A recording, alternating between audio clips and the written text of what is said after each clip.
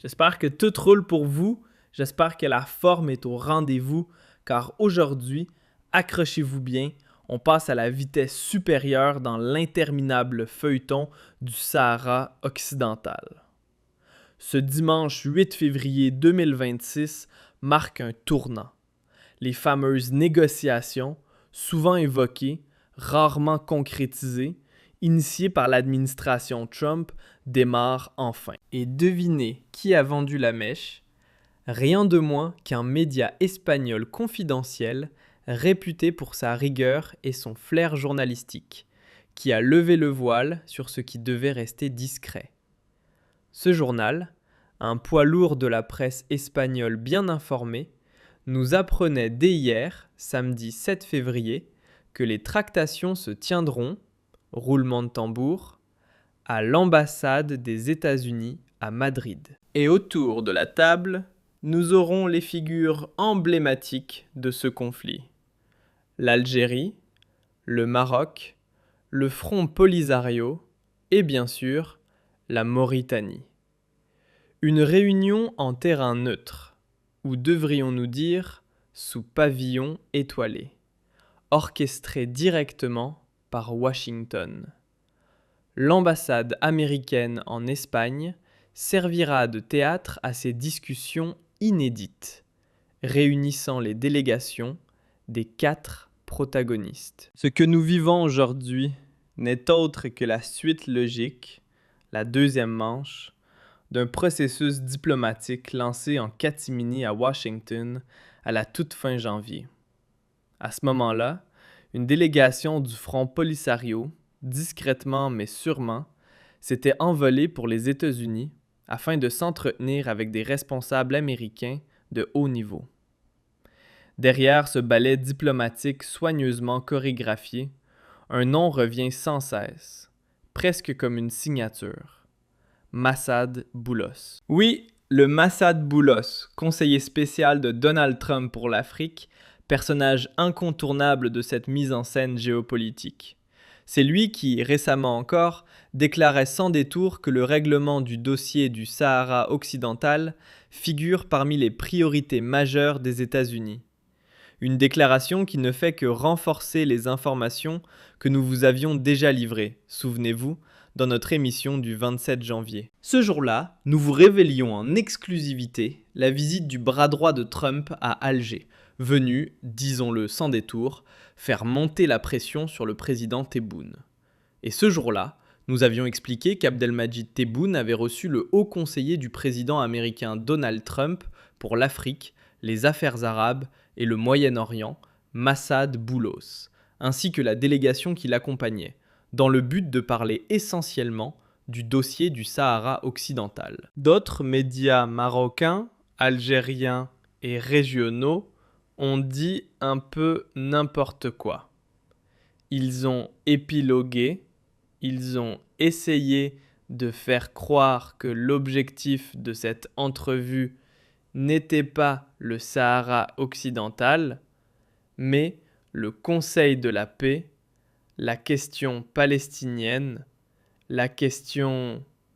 Non, pas du tout. 80% du temps qui a été consacré par Abdelmadjid Boulos, 80% du temps qui a caractérisé, ou plutôt 80% des pourparlers ou des échanges qui se sont produits lors de cette entrevue ont porté sur le Sahara occidental. L'administration américaine a persuadé l'Algérie, elle a exercé des pressions pour la convaincre de participer à la prochaine réunion exploratoire qui devait réunir le Maroc et le Front Polisario avec la Mauritanie pour discuter officiellement d'une sortie de crise définitive du conflit du Sahara occidental. Et on l'a expliqué, c'était l'émission que nous avions diffusée le 27 janvier dernier. c'est la réalité. À la fin du mois de janvier, Massad Boulos était là. Vous vous en rappelez? Alors, nous, on a diffusé l'émission le 27. C'était le mardi 27. C'était pratiquement le jour même de son arrivée à Alger. Les discussions ont été essentiellement axées sur la question du Sahara occidental. Parce qu'en réalité, pour les Américains, comme pour beaucoup d'acteurs de la grande communauté internationale, je parle des grands acteurs de la communauté internationale, ils perçoivent le conflit du Sahara occidental comme étant un conflit entre l'Algérie et le Maroc. C'est la réalité, d'ailleurs, parce que la question du Sahara occidental n'est pas fondamentale. C'est un territoire faiblement peuplé, 300 000 habitants, qui ne représente pas un enjeu stratégique pour la communauté internationale, en raison de la faiblesse de sa population. De un, c'est un conflit de très faible intensité. Il n'y a pas beaucoup de morts. Il n'y a pas un affrontement entre une grande armée face à une autre milice. Ce n'est pas l'Ukraine, ce n'est pas l'Azerbaïdjan, ce n'est pas l'Ukraine et la Russie, ce n'est pas l'Azerbaïdjan et l'Arménie. Il n'y a pas autant de morts comme entre le Congo et le Rwanda. Ce n'est pas comme ce qui s'est passé en Éthiopie, avec une rébellion internationale en Éthiopie. Ce n'est pas l'Érythrée et l'Éthiopie non plus. Ce n'est pas le Soudan du Sud. Ce n'est pas la guerre civile au Soudan. C'est un conflit invisible. Pourquoi? Parce qu'il n'y a pas beaucoup de victimes et parce que les enjeux sont insignifiants. C'est un territoire désertique, peuplé par des tribus, par une population tribale. La population est divisée. Il y a une partie qui est avec le Front Polisario, effectivement, qui réclame l'indépendance depuis 1975, et une autre partie avec le Maroc, qui se réclame du Maroc. Donc les 300 000 sont 180 000 ou 150 000. On n'a même pas les chiffres précis des réfugiés.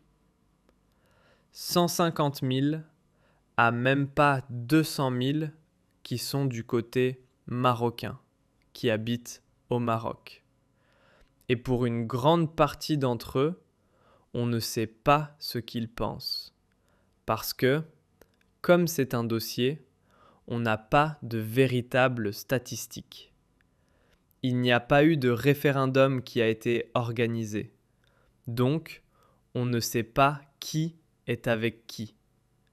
Mais on sait que c'est un conflit mineur, insignifiant.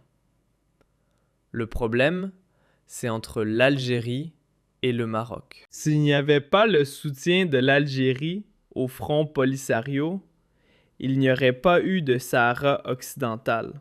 Il faut dire la vérité. Et si le Maroc n'avait pas occupé le Sahara occidental, s'il avait fait des efforts pour trouver un arrangement avec l'Algérie, cela fait longtemps que ce dossier aurait été résolu. Donc, les Américains sont pragmatiques. C'est pour cela que moi, j'aime l'approche américaine. J'aime l'esprit américain. Pourquoi j'aime la doctrine américaine? C'est le pragmatisme. On ne va pas aller par 4 chemins. Droit de, le droit des peuples opprimés à décider d'eux-mêmes. Oui, c'est vrai. Le cadre de l'Organisation des Nations Unies. On ne réglera jamais le problème dans le cadre de l'organisation. J'espère que tout roule pour vous. J'espère que la forme est au rendez-vous, car aujourd'hui, accrochez-vous bien, on passe à la vitesse supérieure dans l'interminable feuilleton du Sahara occidental. Ce dimanche 8 février 2026 marque un tournant. Les fameuses négociations, souvent évoquées, rarement concrétisées, initiées par l'administration Trump, démarrent enfin. Et devinez qui a vendu la mèche? Rien de moins qu'un média espagnol confidentiel réputé pour sa rigueur et son flair journalistique, qui a levé le voile sur ce qui devait rester discret. Ce journal, un poids lourd de la presse espagnole bien informé, nous apprenait dès hier, samedi 7 février, que les tractations se tiendront, roulement de tambour, à l'ambassade des États-Unis à Madrid. Et autour de la table, nous aurons les figures emblématiques de ce conflit. L'Algérie, le Maroc, le Front Polisario et bien sûr la Mauritanie. Une réunion en terrain neutre, ou devrions-nous dire sous pavillon étoilé, orchestrée directement par Washington. L'ambassade américaine en Espagne servira de théâtre à ces discussions inédites, réunissant les délégations des 4 protagonistes. Ce que nous vivons aujourd'hui n'est autre que la suite logique, la deuxième manche, d'un processus diplomatique lancé en catimini à Washington à la toute fin janvier. À ce moment-là, une délégation du Front Polisario, discrètement mais sûrement, s'était envolée pour les États-Unis afin de s'entretenir avec des responsables américains de haut niveau. Derrière ce ballet diplomatique soigneusement chorégraphié, un nom revient sans cesse, presque comme une signature. Massad Boulos. Oui, le Massad Boulos, conseiller spécial de Donald Trump pour l'Afrique, personnage incontournable de cette mise en scène géopolitique. C'est lui qui, récemment encore, déclarait sans détour que le règlement du dossier du Sahara occidental figure parmi les priorités majeures des États-Unis. Une déclaration qui ne fait que renforcer les informations que nous vous avions déjà livrées, souvenez-vous, dans notre émission du 27 janvier. Ce jour-là, nous vous révélions en exclusivité la visite du bras droit de Trump à Alger, venu, disons-le sans détour, faire monter la pression sur le président Tebboune. Et ce jour-là, nous avions expliqué qu'Abdelmadjid Tebboune avait reçu le haut conseiller du président américain Donald Trump pour l'Afrique, les affaires arabes et le Moyen-Orient, Massad Boulos, ainsi que la délégation qui l'accompagnait, dans le but de parler essentiellement du dossier du Sahara occidental. D'autres médias marocains, algériens et régionaux ont dit un peu n'importe quoi. Ils ont épilogué, ils ont essayé de faire croire que l'objectif de cette entrevue n'était pas le Sahara occidental, mais le Conseil de la paix, la question palestinienne, la question... Non, pas du tout. 80% du temps qui a été consacré par Abdelmadjid Boulos, 80% du temps qui a caractérisé, ou plutôt 80% des pourparlers ou des échanges qui se sont produits lors de cette entrevue ont porté sur le Sahara occidental. L'administration américaine a persuadé l'Algérie, elle a exercé des pressions pour la convaincre de participer à la prochaine réunion exploratoire qui devait réunir le Maroc et le Front Polisario avec la Mauritanie pour discuter officiellement d'une sortie de crise définitive du conflit du Sahara occidental. Et on l'a expliqué, c'était l'émission que nous avions diffusée le 27 janvier dernier. C'est la réalité.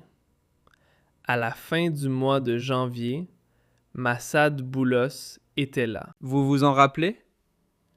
Alors, nous, on a diffusé l'émission le 27. C'était le mardi 27. C'était pratiquement le jour même de son arrivée à Alger. Les discussions ont été essentiellement axées sur la question du Sahara occidental. Parce qu'en réalité, pour les Américains, comme pour beaucoup d'acteurs de la grande communauté internationale, je parle des grands acteurs de la communauté internationale, ils perçoivent le conflit du Sahara occidental comme étant un conflit entre l'Algérie et le Maroc. C'est la réalité, d'ailleurs, parce que la question du Sahara occidental n'est pas fondamentale. C'est un territoire faiblement peuplé, 300 000 habitants, qui ne représente pas un enjeu stratégique pour la communauté internationale, en raison de la faiblesse de sa population. De un, c'est un conflit de très faible intensité. Il n'y a pas beaucoup de morts. Il n'y a pas un affrontement entre une grande armée face à une autre milice. Ce n'est pas l'Ukraine, ce n'est pas l'Azerbaïdjan, ce n'est pas l'Ukraine et la Russie, ce n'est pas l'Azerbaïdjan et l'Arménie. Il n'y a pas autant de morts comme entre le Congo et le Rwanda. Ce n'est pas comme ce qui s'est passé en Éthiopie, avec une rébellion internationale en Éthiopie. Ce n'est pas l'Érythrée et l'Éthiopie non plus. Ce n'est pas le Soudan du Sud. Ce n'est pas la guerre civile au Soudan. C'est un conflit invisible. Pourquoi? Parce qu'il n'y a pas beaucoup de victimes et parce que les enjeux sont insignifiants. C'est un territoire désertique, peuplé par des tribus, par une population tribale. La population est divisée. Il y a une partie qui est avec le Front Polisario, effectivement, qui réclame l'indépendance depuis 1975, et une autre partie avec le Maroc, qui se réclame du Maroc. Donc les 300 000 sont 180 000 ou 150 000. On n'a même pas les chiffres précis des réfugiés. 150 000 à même pas 200 000 qui sont du côté marocain, qui habitent au Maroc. Et pour une grande partie d'entre eux, on ne sait pas ce qu'ils pensent. Parce que, comme c'est un dossier, on n'a pas de véritables statistiques. Il n'y a pas eu de référendum qui a été organisé. Donc, on ne sait pas qui est avec qui. Mais on sait que c'est un conflit mineur, insignifiant. Le problème, c'est entre l'Algérie et le Maroc. S'il n'y avait pas le soutien de l'Algérie au Front Polisario, il n'y aurait pas eu de Sahara occidental. Il faut dire la vérité. Et si le Maroc n'avait pas occupé le Sahara occidental, s'il avait fait des efforts pour trouver un arrangement avec l'Algérie, cela fait longtemps que ce dossier aurait été résolu. Donc, les Américains sont pragmatiques. C'est pour cela que moi, j'aime l'approche américaine. J'aime l'esprit américain. Pourquoi j'aime la doctrine américaine?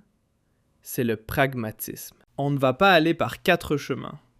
Droit de, le droit des peuples opprimés à décider d'eux-mêmes.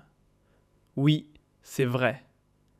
Le cadre de l'Organisation des Nations Unies. On ne réglera jamais le problème dans le cadre de l'Organisation des Nations Unies. Parce qu'on ne sait pas ce que pensent les Sahraouis, il n'y a pas eu de référendum. Qui va voter? Et est-ce que, si tous les Sahraouis vont voter, est-ce que vraiment ce sera un territoire indépendant? Et puis la question, est-ce que ce territoire pourrait être indépendant, pourrait conserver son indépendance? Comme on a vu, il y a beaucoup de pays qui ont été récemment indépendants, comme le Soudan du Sud par exemple, qui ont basculé dans la pauvreté, dans l'extrême pauvreté, qui ont basculé qui sont devenus des pays vassalisés par des puissances étrangères et des pays d'insécurité, des grands foyers de tension.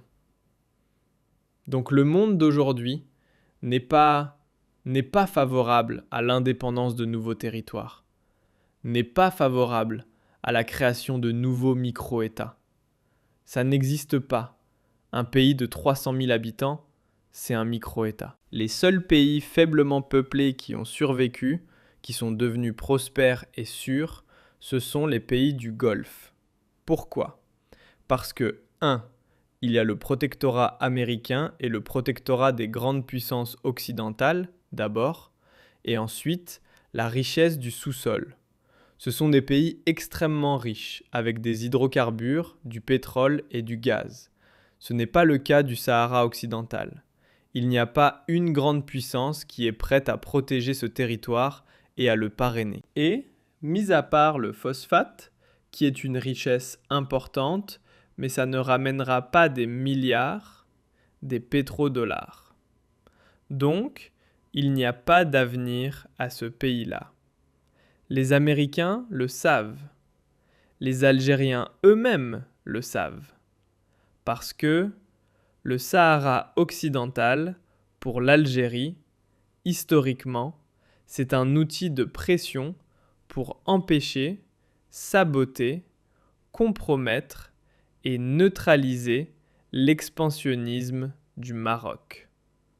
Donc, des négociations directes, il fallait en faire. C'est pour cela que les Américains ont fait beaucoup de pression sur les autorités algériennes, sur le régime de Abdelmadjid Tebboune, pour le convaincre de venir. Ils sont venus. Aujourd'hui, l'Algérie sera représentée à Madrid. Alors, selon le journaliste espagnol Ignacio Sombrero, qui est l'auteur de ces révélations, le cadre de ces discussions sera fixé dans le cadre de la résolution 2797 du Conseil de sécurité de l'Organisation des Nations Unies, qui stipule que la proposition d'autonomie marocaine est la seule qui peut permettre une solution définitive et juste.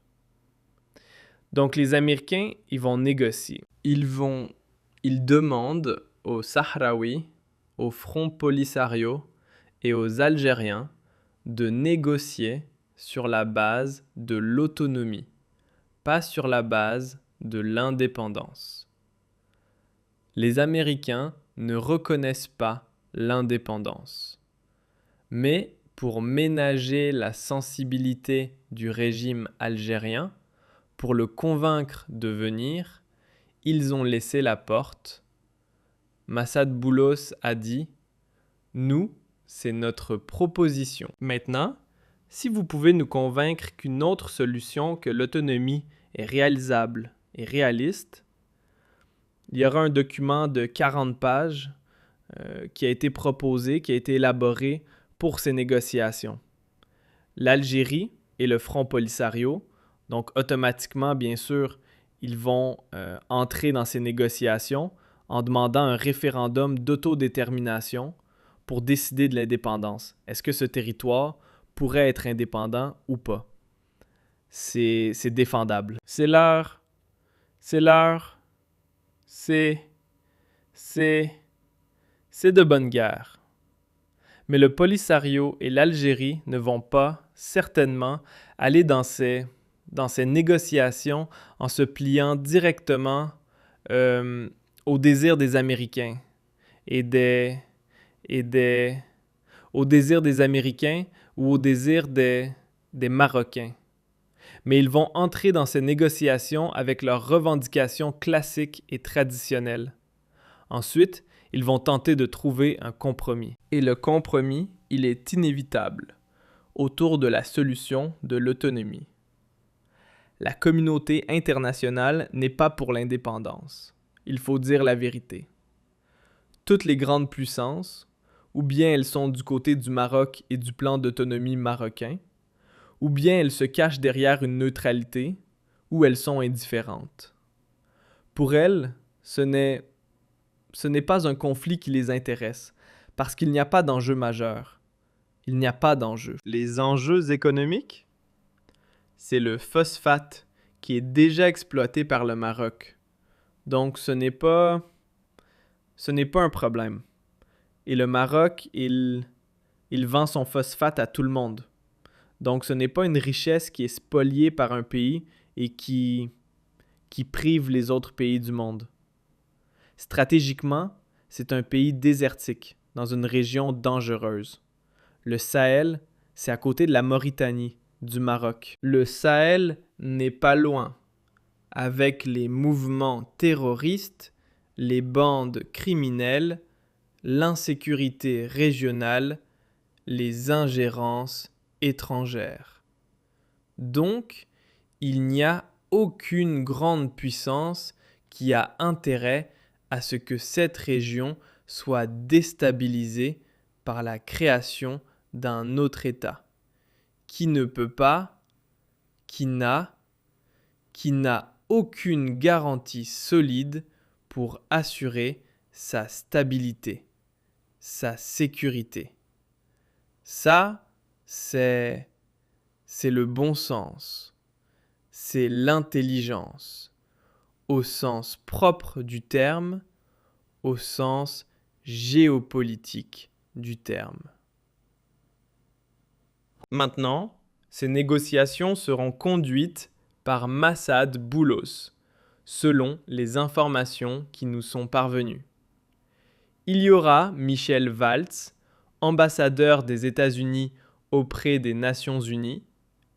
Il y aura Nasser Bourita, du côté du Maroc.